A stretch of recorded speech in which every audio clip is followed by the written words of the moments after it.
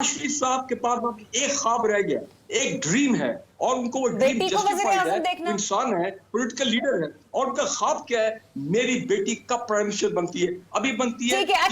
अच्छा ब्रिगेडियर साहब ये फरमाइएगा, क्या बानी पीटीआई की मकबूलियत के खिलाफ बयानिए का तोड़ मौजूद है मियां साहब के पास या नहीं? क्योंकि मैंने बरलाल साहब से भी जब गुफ्तगू करी थी यही कहा था कि वोट अगर नून लीग को मिलता है तो मियां साहब के चेहरे पर मिलता है, अदरवाइज ना मरियम बीबी वो वोट गेन कर सकती है, ना शहबाज शरीफ साहब वो वोट गेन कर सकते हैं। और दूसरा फिर ये भी कि मियां साहब क्या ताहाल पाकिस्तान की सियासत में उतने ही रेलिवेंट हैं जितने कि वो माजी में थे? बिस्मिल्लाहिर्रहमानिर्रहीम, बहुत शुक्रिया। अपने तमाम दोस्तों के मैंने कमेंट सुने।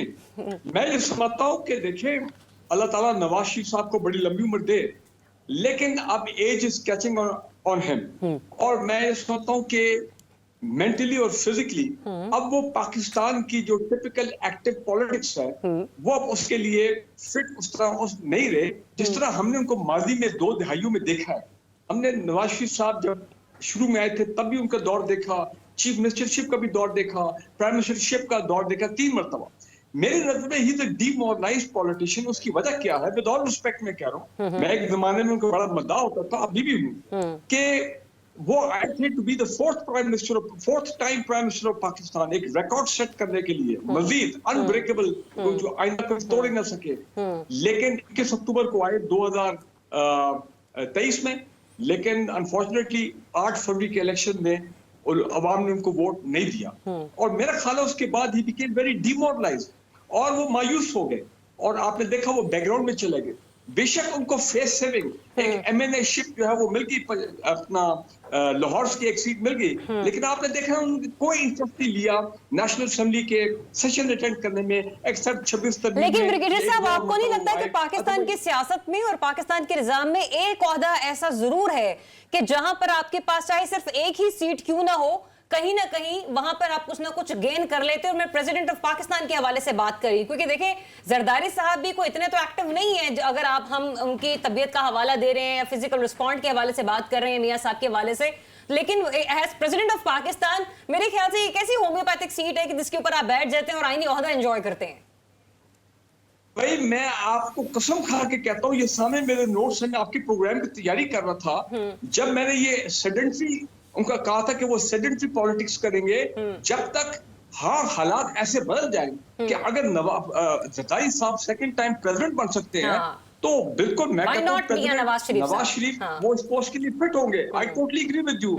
लेकिन अगर आप समझ रहे हैं कि वो जलसे जुलूस करेंगे, वो जनाब एक वोट को इज्जत दो का जो बयानिया था वो तो आपको पता वो बिल्कुल खत्म हो गया 8 फरवरी के बाद।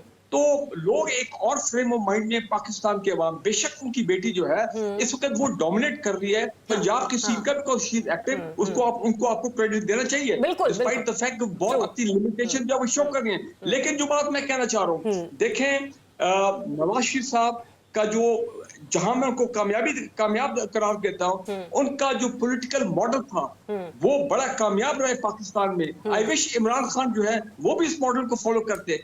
2 मरतबा नवाज शरीफ पाकिस्तान से बाहर गए, 2 मरतबा, चले मैं डील का लफ्ज इस्तेमाल नहीं करता हूँ out of respect for him, 2 मरतबा गए, कितने साल बाहर रहे, but he managed to stage a comeback और फिर सीट पे आए। तो लिहाजा अब वो मैं देख रहा हूँ कि वो लाउंज की पॉलिटिक्स करेंगे, वो बिल्कुल ऑफिस आया करेंगे अपने जो पार्टी के है आना चाहिए। This will keep him mentally and physically busy, वो लोगों से इंटरैक्ट भी करेंगे। लेकिन याद रखें उनकी पार्टी में एक डिवीजन हो चुकी है, उनके अपने हैंड पिक प्राइम मिनिस्टर अपना खाकान अब्बासी साहब, उनको आप देखें वो कितने अरसे से पीएमएलएन की क्लास ले रहे हैं, वो कितने अरसे से बता रहे हैं कि 8 फरवरी के बाद तो ये जस्टिफाइड ही नहीं था कि ये अपना एक्सेप्ट करते हैं। मैं क्रेडिट देता हूँ शहबाज शरीफ साहब को। देखिए एक वाज़ेह फर्क आता है शहबाज शरीफ साहब नवाज शरीफ में। शहबाज शरीफ साहब इज शोइंग जो भी आपके mentally and physically very active और he is trying to do his best. एक बात मैं बता दूं, नवाज शरीफ साहब के पास एक ख्वाब रह गया, एक ड्रीम है और उनको वो ड्रीम जस्टिफाइड है। इंसान है, पॉलिटिकल लीडर है और उनका ख्वाब क्या है, मेरी बेटी कब प्राइम मिनिस्टर बनती है, अभी बनती है। ठीक है, अच्छा एक मिनट यहीं पे रुक जाइए फारूक साहब, पॉइंट आपका। फारूक साहब उनका बेटा पाकिस्तान का प्राइम मिनिस्टर बने। ठीक है। तो लिहाजा अब इन दोनों लीडर्स के यही ख्वाब है जो उन्होंने पूरे